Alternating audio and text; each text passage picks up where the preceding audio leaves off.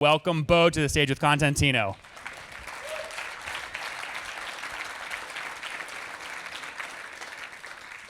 You bet. All right, Bo, take it away. Give everyone an overview. Let them know what you're working on. Yeah, thank you so much for inviting me here. As Nathan mentioned, my name is Bo. I'm the CEO of a social media management tool called Contentino. We've been helping agencies and brands, advertisers, for over past years to make their work more effective. So if you think about all other social media tools out there in the space, they are more like single player solutions. We are the multiplayer solution. So we are like Hootsuite and Asana having a baby. But as you all might know, social media management, it was for the past 10 years and even more, it was all about organic content. And what's been happening for the past year and a half, it's a huge market shift. The organic content, the organic reach is that sometimes you can get nice reach on a LinkedIn or maybe TikTok, but all other platforms, it's pretty hard to get a good reach. So all advertisers are basically shifting their campaigns toward paid ads, paid social ads, not just boosting the content, not just promoting the organic content, but doing actual paid ads. And this is when Contentino comes very handy. For the past year, we've been analyzing, building the MVP of our new feature sets to help advertisers tackle down those challenges when they are creating and approving on social ads. So when we talk about the problems here, so you have advertisers who needs to have everything in one place. Like social media management tools back in the days, you want to see Facebook and Twitter in one calendar. Now they want to see Facebook, Twitter, Pinterest, LinkedIn, Quora in one campaign view, so they can see what campaigns they are running at the moment.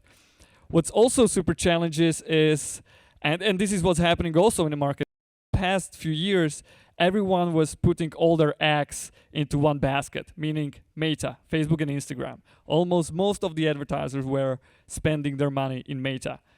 In the past year, and we could see that in actually second quarter reports of the social platforms, their ad revenues of Meta was slowing down terribly, but TikTok, Pinterest, Quora, you could see the growth of the ad revenue. So what's happening is that the advertisers are doing budget splits. They're spending more and more money to several different social platforms so they can have more and more touch points. So that's where we come in handy. We can show them everything in one place. Plus the approval process is much more complicated within the social ads.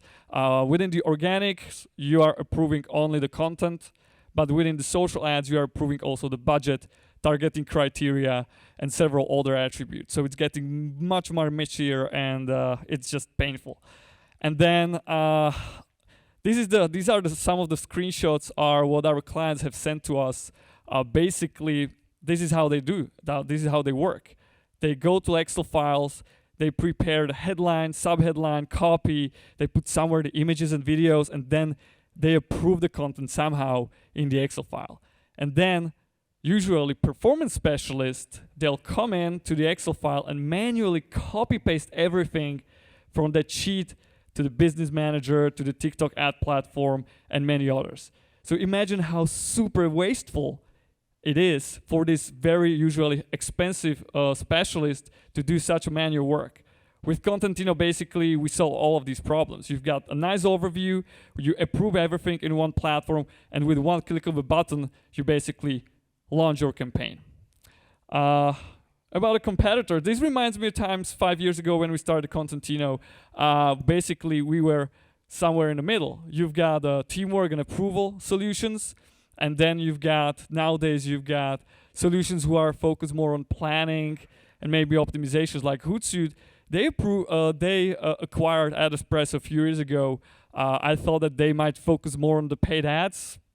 Not really happening. For the past year, they started to build quite an interesting solution for the paid ads, but again, it's still more integrated within their planning platform. They are not solving the collaboration problems and challenges. That's why we are comparing Hootsuite is the Adobe, and we are trying to be the Figma in the space.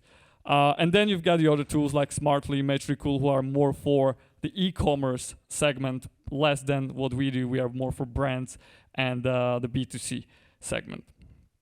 We are capital efficient bootstrap, 2 million ARR. We've got quite a nice NPS score. We've been the fastest growing tech company in Slovakia 2 years in a row. We've got a nice client base. We're going to use this as a cross-sell opportunity because these tools, the core of Contentino and Ads Planner, are very complementary. It's part of the one product. And we don't want to basically being bootstrapped anymore. We want to play a different game because we don't want to play the college football. We want to win the Super Bowl. That's why we decided to raise capital for the first time. This is the team. All combined, we have over 50 years of experience. We have headcount 45 employees. We actually grew the headcount from 18 to 45 within like 10 months. Now you might be asking, like, how can we afford 45 employees with 2 million ARR? We are based in Central Europe, so we are quite capital efficient in this sense. And we are asking to raise 2.5 million in exchange for 16.7%, which is basically $50 million post-money valuation. Very important how we're going to use the investment. We want to inject the product development and really speed up the process. Currently, we have MVP with a couple of early testers. We also have over 100 agencies on the waiting list waiting for this product to be ready to use, and we want to speed up the product development. But not only the product development, we want to hire an experts who would help us to become more PLG. We are having already a couple of growth loops working, but the product is going to be really the key revenue driver. And then, of course, the marketing part. All right, guys, give Bo a round of applause. There's the pitch. So I'll grab this. You come over here. Yep. All right. So now we want to meet the investors here. By the way, you sure you don't want debt, right? It's always there. It's always an option. If you don't get a deal you like, we can do $1 million against your 36-month payback period and pretty cheap interest rate. But we'll get to that later. All right. So great pitch here. Let's meet the sharks. Okay. So first up, you just heard from David. That's why we presented it this way. You heard exactly how he thinks about acquisitions. He walked you through his full matrix. So David will work his way up to the stage now and grab one of the seats. The second investor, Nisha, go ahead and work your way up here as well. Nisha is with Inside Venture Partners up in New York. Which David, it sounds like with Vanilla, you guys just did it. Did you do a deal? You're doing with Insight? Yeah, we already did. All right, Nisha, you're not on his board at Vanilla or anything, right? Nothing crazy. All right. Not yet. Oh, she said not yet. She wants more equity. He's coming in for more.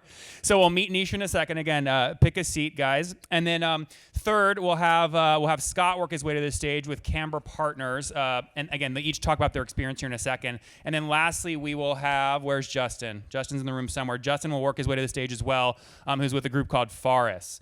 So on that note, investors, I'm going to go down the line real quick and just talk about your capital source real quick. A lot of founders, when they're raising capital, they've never asked this question. And I think it's really important to know the money behind the money. So David, how are you, search fund? How are you buying companies? Yeah, so today we're deploying our own capital. So it's kind of small family office. And then Nisha, yeah. I'm at an institutional venture fund. So our LPs are pension funds, schools, the likes of that. $100 million fund one.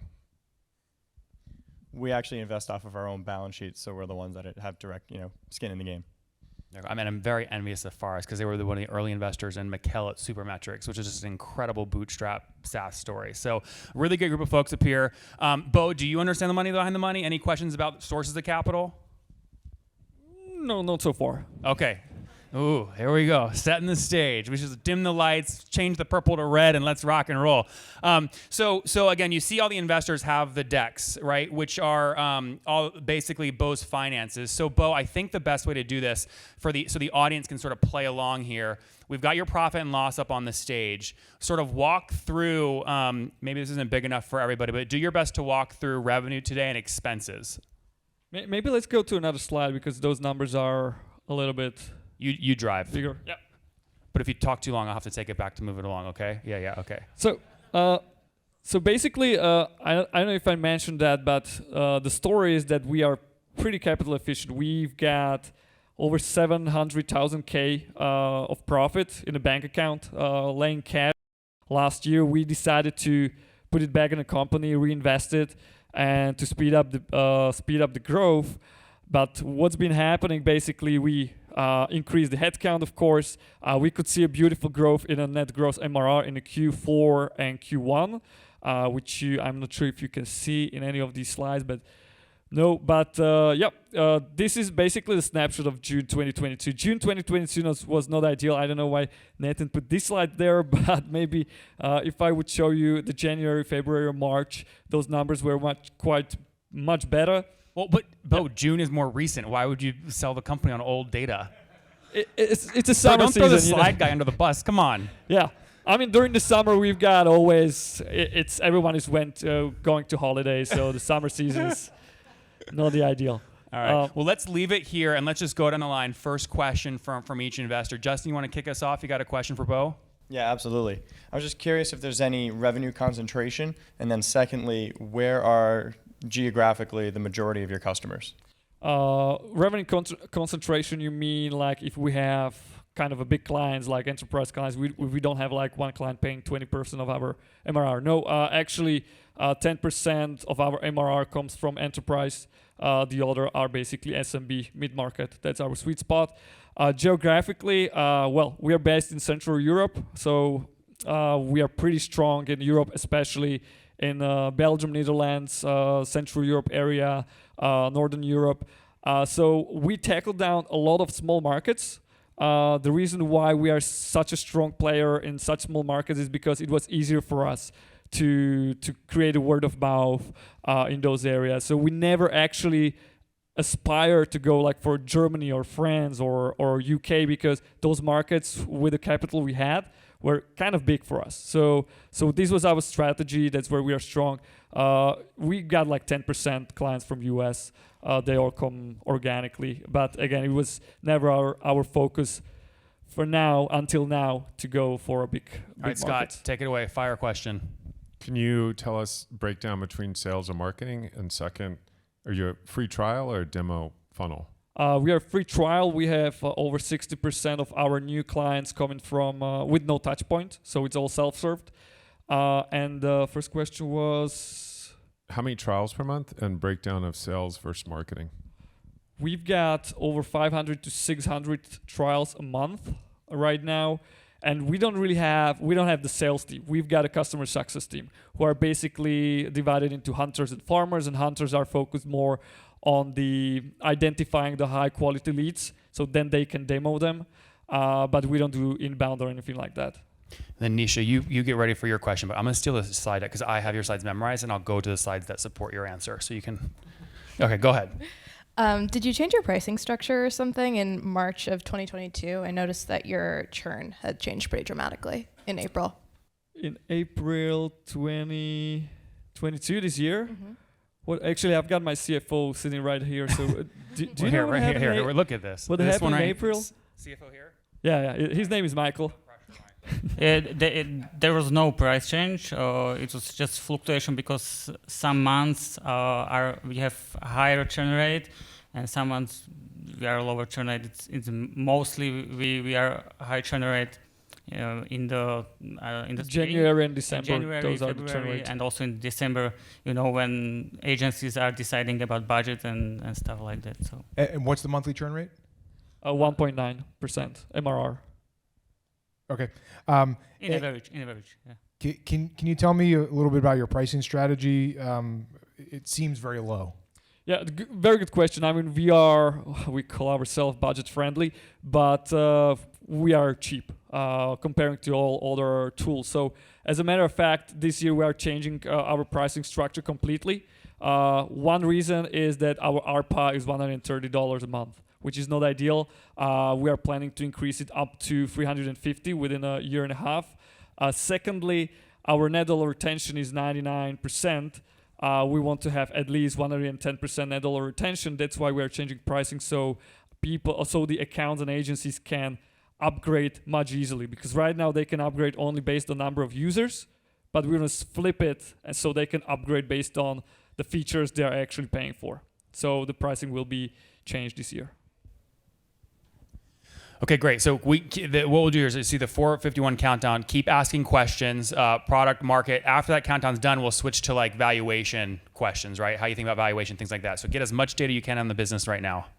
Can you describe, if you have several modules, or maybe what was the original product, what's the product you're selling today, and what's the product you're kind of pitching in the future?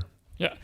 So basically, the calendar and approval process and the Kanban view, the workflow management was the core. Then we added analytics and reporting. So we wanted to provide more data, but not just reporting, just here you go, there's your numbers, but we wanted to provide the data more in context. So it's quite unusual analytics we have. And then we've got community management. We kind of deprecated feature for now, but we might get back to that. And then the ads planner, basically focusing on the ad sector. And that's coming soon. When is that coming? Currently, we have MVP. We are expecting to have hundreds of active users this year, but the minimum marketable product will be ready most likely January. So that's when we want to launch. We are already generating leads and generating interest, so we have a lot of users on the waiting list. But we want to make sure that the launch is going to be spot on, so we don't do any. We just didn't have even though the changes were coming, we knew about the trends changes. We didn't have the product ready for that. But this is one of the hypotheses. It might be also, we can talk about it maybe later in more details. All right, guys. Any other details you want on the business before we?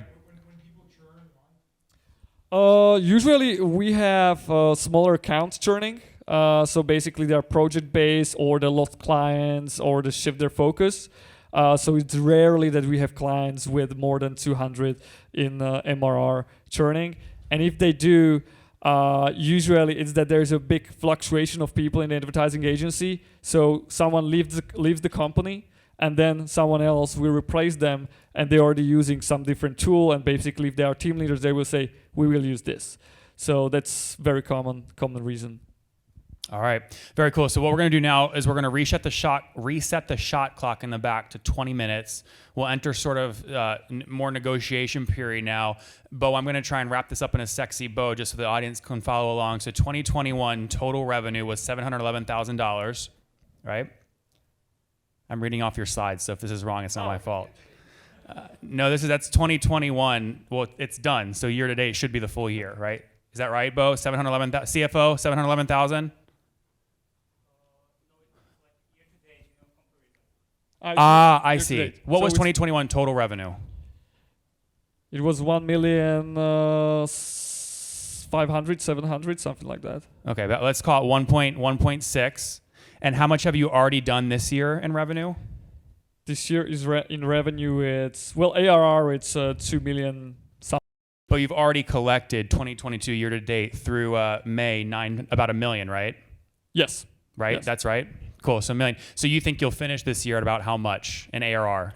We will have most likely 2.3. 2.3. So a little under doubling, right, year over year at this size. Bootstrapped. Do you guys see some of the growth? So again, let's go into sort of let's actually repeat the ask. So what are you looking for? 2.5 million for 50 million valuation. 1.5 million valuation. So obviously, guys, valuations, markets are changing by the day. Scott, why don't you kick us off here? How do you think about just valuations in general, and how would you think about evaluating this business? I think the positives are organic growth. You haven't tapped all the potential growth levers. You're not investing in sales. There's probably pricing opportunity. So kind of as David was saying, when you look at it, you see potential that hasn't been fully achieved, and I think that's attractive. I think some things that, perhaps work against you a little bit, it's on the small side from a scale perspective for us. 99% net retention is, probably not the end result of where you will get to, but probably not as high as you might like it if you were 2 to 5 million revenue with this kind of ARPA. The other thing I would say is, you're around social and MarTech, and you're not an ad tech platform, but these lines are kind of blurred in the eyes of customers, and a lot of them are spending ad dollars or campaign budgets to buy tools like this, which is a way to buy software that doesn't require as much approval or buy off internally, and that can result in lower retention. So I look at it and say it's kind of in the 4 to 5x range today. All right, let's let that sit as an open loop and go over to Nisha. Nisha, how are you? How's Insight? How are you guys thinking about valuations generally, and then specifically to Bo's business? Yeah, I mean, I think given where you are right now, you have most of your growth ahead of you. So definitely we'd be valuing you on kind of what's the potential ahead. I think end market is a little tricky here. Selling into agencies are super fickle. You're going to see a lot of problems with your retention over time. So I think what we'd want to see to get really excited is really strong top line growth, and especially in new logo growth or new seat growth. So I think that'll come when you kind of unleash some of these more modular products and can sell more seats. So right now, I think I'd probably agree with what you said in the 4 to 5 range. Cool. Yeah. The first thing I would look at is this business venture fundable right now? And I would challenge you and say no, right? So maybe it's not the best time to raise. Like I don't, the valuation kind of seems right. Like maybe somewhere in that range. I'd probably peg it a little bit lower. But I think the question you should be asking is this venture fundable today? And I don't think these are the right metrics necessarily for that. And then two, thinking about the addressable market, to your point about the agencies, I think that's a problem.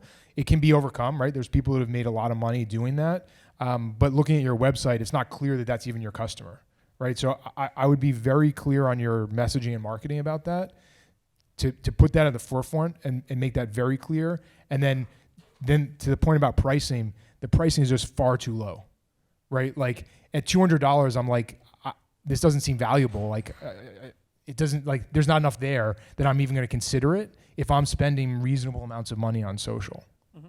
Yeah, I agree. I mean, maybe answer the question regarding the advertising segment. 40% of our clients are businesses, and we can see that a lot of businesses are creating internal advertising teams within the business. So that might, let's see how the market will look in the future. So I would say that that's a problem, right? Like you should be 100% in at this stage, at this size, on one of those markets, right? Okay. Don't worry about diversifying that revenue. Win at one of them. If it's businesses, that's fine. If it's agencies, that's fine.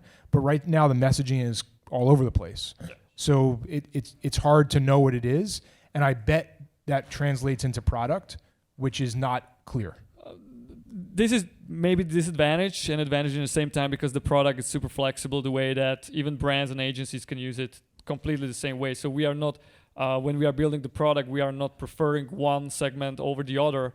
We are building it for the teams and for the collaboration. It's very, very same for both of these worlds. So David, when you say under 4, sorry, I'm right behind you, straight back. When you say 4 or 5, under 4 or 5x, like, are you talking like? I mean, if I was valuing this at the stage today and the current losses, non-venture fundable, it's a different category. So, if you look at those that fund this, it would be kind of 2x range, okay, roughly. 2x, cool. And then let's go down to Justin. Justin, how as far as think about valuations in general today, and then again, specific to Contentino and Bo? No worries. I mean, in terms of just valuations overall, I mean, it depends heavily on the type of business, and a lot of it at this stage is based on the KPIs. And I think David hit a lot of good points just in terms of, might not be at that stage yet. And I agree with a lot of the different valuation ranges that have already been shared. But I see this, somewhere in that, 2 to 3 range. But I also think that David did hit on a lot of good points where I think this business has the potential. It's just a matter of getting to that stage and defining what market you're in. I'd also want to see it proven out against. You mentioned Hootsuite is kind of the dinosaur of the industry. Have you gone up against them yet, and have you won? Have you taken over their market share? Have you displaced these dinosaurs? I'd want to be able to see, I think, a little bit more of the business maturity in that sense before we kind of really dove into anything further. Yeah, makes sense. And that's what I was saying at the beginning. Like, we made a lot of mistakes in the past. I'm aware that the growth rate and the numbers are not ideal, but we are looking at it more as a future and the potential, what we can get out of this business, because we've been in this business for 5 years. There's a huge market shift happening, and we want to just jump on the trade wave and just surf that. So, And Bo, you've been very resourceful getting to 2 million without having to raise any capital versus some pre-seed deals where folks are raising with no revenue. So it's a balancing act. Here's what we're gonna do. We wanna give you guys quiet time. We're gonna have to be thinking on the spot, answering random questions to actually think about what does 4 or 5x mean, or 2x or 1x. If that 2 million run rate, is that a 5 million? Is that a 10 million? Like, what's that offer potentially look like? So while you guys do that, Bo, do you want to respond at all? And then we'll do 2 to 3 minutes of audience questions while you guys are thinking about, you want to basically make a statement that says, Bo, I would sort of value this business at Y. We could do, X amount of money at that valuation, and then we'll be in negotiation. And if Bo says no, or there's high low, then it'll be out and investors will walk off the stage, and it'll sort of go like that. Sound good? I mean, that's the way to do it, right? Right? I mean, that's how it works. It's just, in real life, they just don't return your emails, right? So at least we can, by the way, response time at FounderPath, under 30 seconds. I'm just kidding. You see what I did here? Structure this in. So let's do this. So you guys take your time. No spotlight on you guys. You just sort of analyze your decks, think about what your offers are. Bo, you want to make any sort of statements after hearing the comments from the investors? I mean, they were right in some way. They were wrong in the other way. It's more about, but it's really about the potential. Like I can see the social ad space. It's growing. When you think about it, this market is not going anywhere. The social platforms are going to work greatly on their social ads platforms because that's their main source of revenue. They're going to provide any kind of APIs to tools like us, which can help them to bring the revenue for, So this is something what we really think that it's gonna stay here for a lot of years, and we just gonna be there, and we wanna conquer the market and pioneer, because again, the collaboration and the multiplayerization of the world, it's happening. Figma is a beautiful example of it. What is Figma? Yeah. Listen, if you're going to go the VC route and sell the vision, you got to really sell the freaking vision. So in 2 years, how much revenue are you doing, and what's the product going to look like? In television? No, in 2 years. What does Contentino look like? What do you think you're going to be doing in revenue in 2 years? We predicted it, and we are very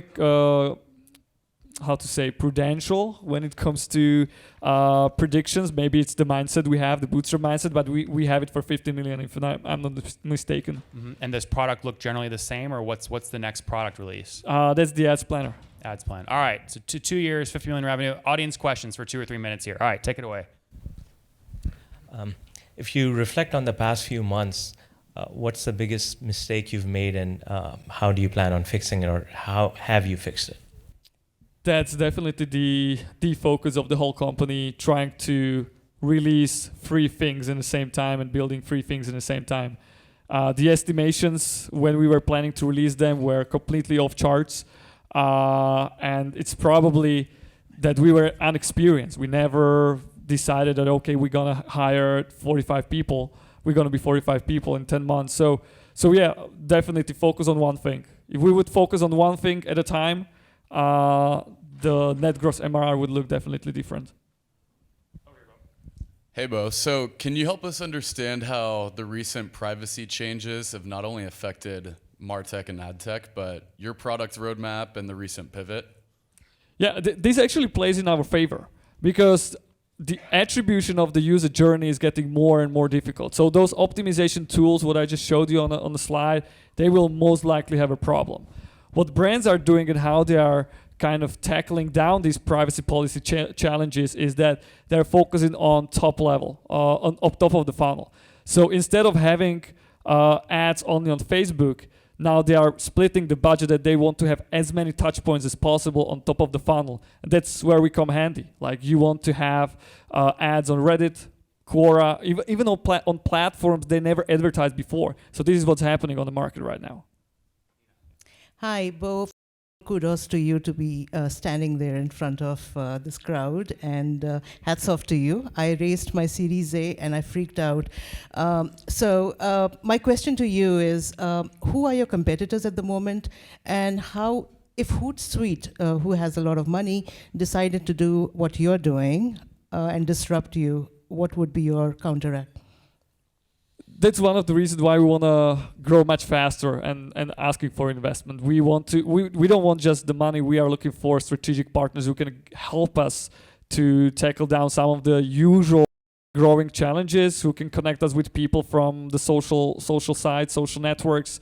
We are low-tech solution. We are easy to replicate. But with Contentino, it took them 4 to 5 years to actually add some of the features we had in the past. So Hootsuite, actually, they created some kind of approval, very clunky process in their platform 5 years or 4 years after we launched Contentino. So it took them a while for some reason.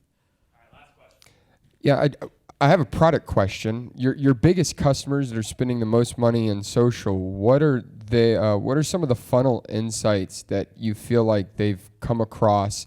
And do you feel like they've come across those insights faster with your product, or do you think that they would have just found the insights individually in the respective platforms? Thank you. If I understand the question correctly, if we are helping to find, if we are helping our customers to better understand their numbers and insights, right? Yeah, I mean, just any parts of the funnel that you see. I mean, are people driving customers a particular way with insights they reveal with your product? I mean, anything that you feel has been revealed in just your product and what it's allowed people to do, and some insight stories, anything to that? Yeah. Insight stories regarding our product or our users who... A really cool use case. A really cool use users. case. Yeah. One use case is when actually IKEA came to us and they said, guys, we are creating an international content, and this content is being localized to 40 different regions in 40 different countries. So basically, we said like, hey, cool, this is happening to all other big corporates. So we created, this is the only enterprise feature we have actually, and all together with IKEA, we created a system or workflow where they could, with one click of a button, basically localize all the global content to all these different regions. So this was a cool success story we had, and collaboration with IKEA from the beginning. And yeah, I don't know if that answered the question. Very good, Bill. Cool. All right, so before we get into valuation stuff, I do have a question actually from New York. Scott, did you guys end up doing a deal with Pavel and Kabula? No. Couldn't get there?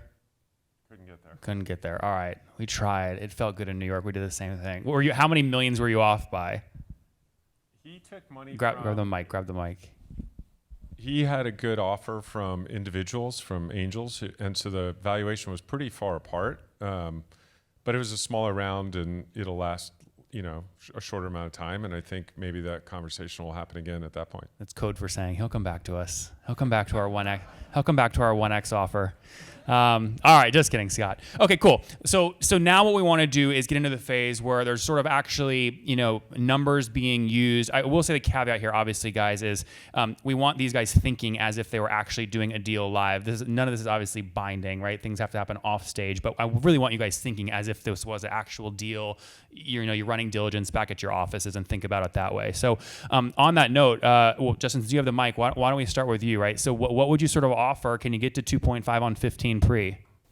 So just wanted to state, so Ferris is not a lead investor. We write smaller checks somewhere between 50 to 250K, where we feel as though that we can really add value being a part of the company and helping them execute on that growth. I think here I do see a fit in the sense of we just helped a company transact that was a digital influencer agency, which is your essentially end customer. So I feel like there is value there. We're very experienced in this space. But we're not the ones that are drafting the term sheets, setting the price. But I do feel as though that given the correct valuation, where we can get comfortable around, it'd be something that we'd be interested in writing a small check in. So Justin, what would the correct valuation be that you would be comfortable at investing 250K in? I'll see what they say, but I would say somewhere around that, probably 2 to 3x range. Which would be about what valuation in dollars? About 5 to 6 million. All right, 5 to 6 pre-money. Correct. All right, so 5 to 6 pre to 2.5, but again, they don't do 2.5, they do 250K max. So let's see if one of the other investors have thoughts here. Scott, what are you thinking? I don't see it as a standalone investment for us at this time, but we are an investor in another software business that sells to the same customers, has about 12,000 customers. I'd estimate about 15% are agencies, the rest are B2C online retailers, online businesses, brands. And it's probably 7 to 8 times larger than yours and growing at like 60%. So I think it has a pretty decent profile. So I don't want you to leave here without an offer in hand. We would offer to have that company buy Contentino with the assumption that you and your team are going to stick around.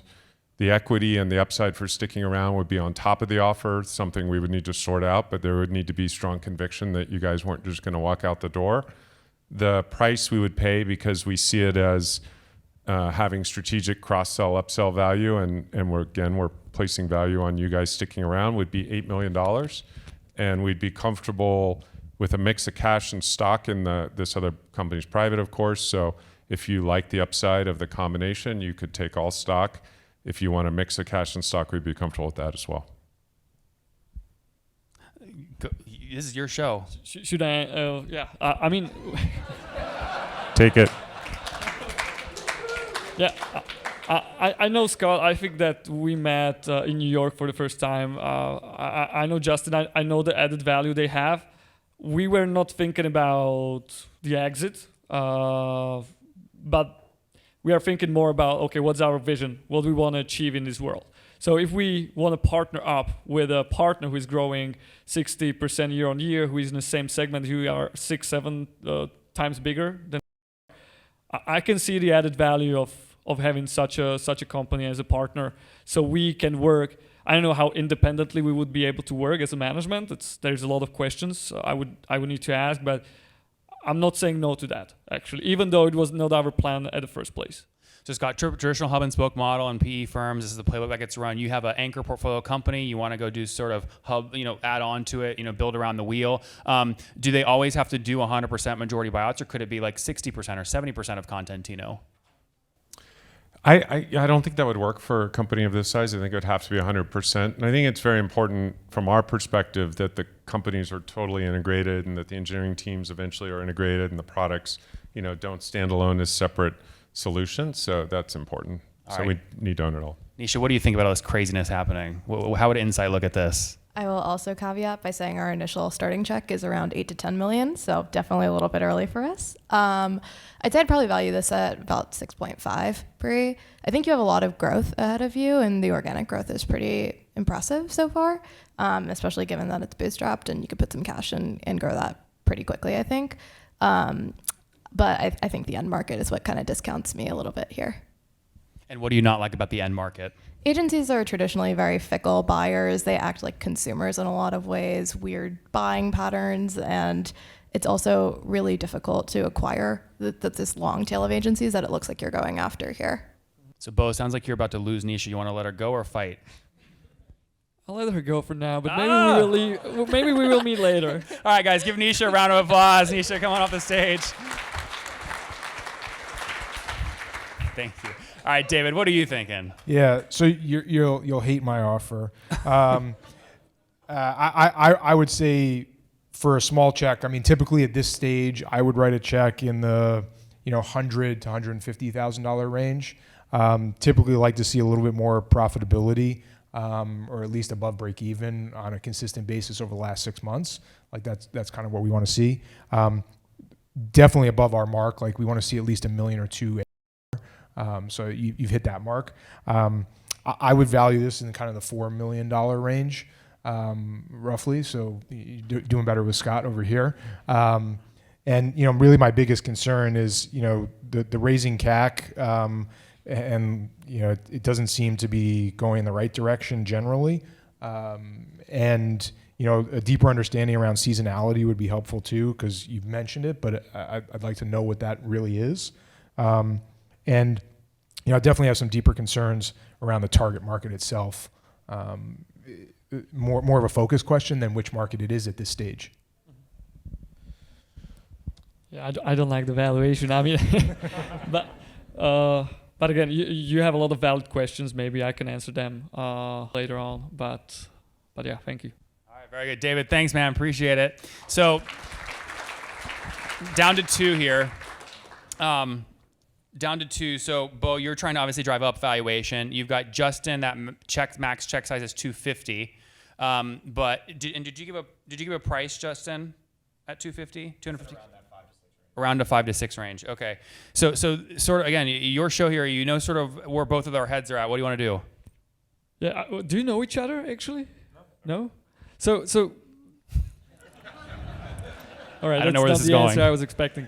Well, sometimes what's happening. I'm a rookie in this game. You know, I was bootstrapper for. After I graduated, it was all I know.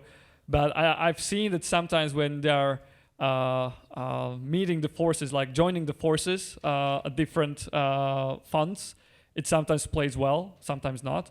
So maybe the discussion would be that would be something what they would be open to. But I actually like the idea what Scott just presented, that maybe, as the guy said, I'm aware of it. We are not so sexy for the VC at the moment, but we have a lot of potential ahead, and perhaps there can be opportunity of how we can build our vision with a stronger partner, with some other company who is in the space, and how can create great knowledge share, and how can we work independently. So I like the idea of Scotland. I would like to discuss it later on. More with Scott. So give Justin a round of applause. Justin with Forrest going off. All right, so just for the sake of education, because this is how these negotiations would actually happen. So, Bo, let's say you did go down the path of doing a deal that was worth $8 million total, is there a minimum amount of cash that you and your founders would want, of the $8 million versus stock in the parent company? We are not thinking about it this way. So I don't think that we want payoff. There might be some secondary. We were always thinking we were drafting and creating the growth plans based on the growth capital. So this is where we are kind of confident, like what we can do with the money. With this one, I don't know. We would need to think about it. So Scott, what would you like to see in terms of split of cash versus stock or earn out? Well, I usually try to leave it open because I'm interested in the answer, and that's the best answer to hear is that they don't really want a bunch of cash. They want to be convicted that the 1 + 1 = 3 or whatever. In the grand scheme of things, if we're really excited about the company, we personally prefer to pay cash because we want to own as much equity as we can in the combined entity. But if founders are believers and willing to roll the dice and partner and go forward, I think that's a very good answer. All right, so we'll see what happens, guys. Give it up for Scott at Camber. That was great, man. Thanks. All right, Bo. Thanks, Scott. All right, so fair questions, you think? Is sort of what you expected? Very, very valid question, actually. That's what I'm hearing, to be honest, a lot lately. This is a great experience. I was never raising capital before. It's a new journey. And one of the reasons why we're raising capital and not taking a debt is, one, we want to have a good board of directors. We want to have someone who can challenge the management team the right way. This was our challenge for the past few years, that we didn't have the advisor, we didn't have someone to talk to, pick up the phone and, hey, do you think that this is the right thing to do? And poking us like, look at this number, this should look different. We didn't have the external push. And secondly, we have a little broken cap table and we would like to fix that. So that's one of the reasons why we are also raising capital. Very well, and just to know, you can use debt to buy out co-founders. We see it all the time. I will also say, just if you ever want to jack up the price above $8 million, we would love to put maybe $5 million of debt on top of that. So now the total deal price is something like $13 million. Write it against you plus the parent company. You get what you want. You got to agree to them on a higher price, but they don't have to put as much equity into the deal. You get. Of course, like a good private equity firm. All right, very good. Well, guys, give it up for Bo. Really brave. Hell of a story.